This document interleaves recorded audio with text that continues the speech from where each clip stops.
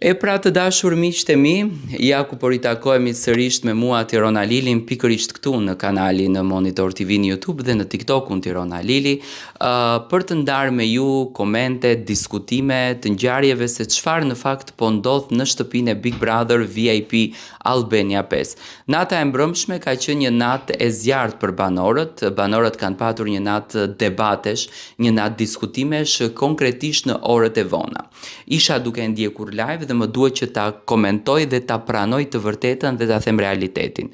Eriku dhe Angelo u goditën, u shan ashpër me njëri tjetrin, duke njohur temperamentin e Erikut, duke njohur eksplozivitetin e tij, natyrën e Erikut, do të thënë është një natyrë që nuk lëshon pe, është një natyrë që kërkon drejtësinë me se zbëhet dhe ishte një situatë shumë e rëndë mes Erikut dhe Angelos.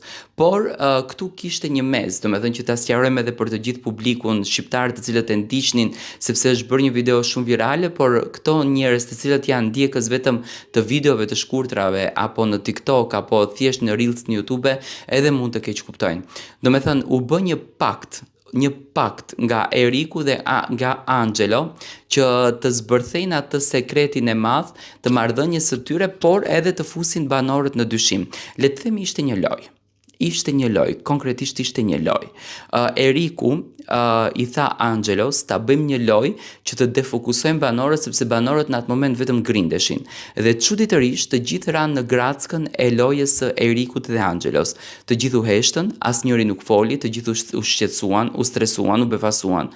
Si mundet, do të thënë, të ndodhë një fenomen i tillë, si mundet të ndodhë një zënk e këtill, dhe mbi të gjitha do të thënë u bë që Eriku dhe Angelo më në fund të thonë që ne bëm një lojë. Do të thënë nuk është e vërtet, ishte një grack, ishte një zënk, ishte një ngjarje që i bëri banorët që të shokohen të gjithë dhe do të thënë Eriku mbrëm e fitoi vëmendjen.